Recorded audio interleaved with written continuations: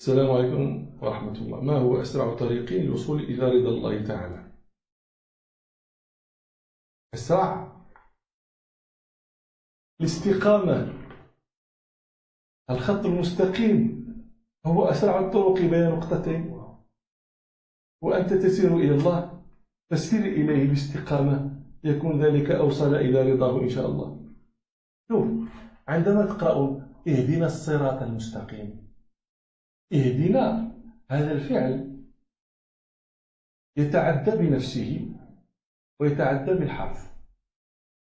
الآن في هذه الآية تعدى بنفسه، اهدنا الصراط، صراط هذا مفعول به، مفعول ثاني، اهدنا الصراط.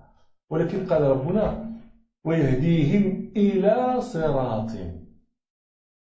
هنا تعدى بالحرف، لم يقل ربنا يهديهم صراطا، قال يهديهم إلى صراط. الآن هذه اهدنا الصراط المستقيم ماذا تفهم منها؟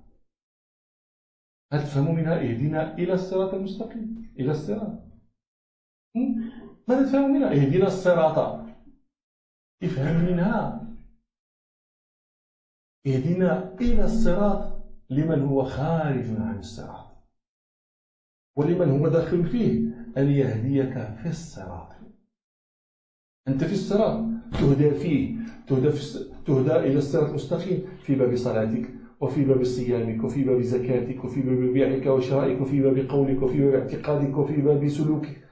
تهدى إلى الصراط المستقيم في هذه الأمور كلها، وتصل إلى رضا ربك سبحانه.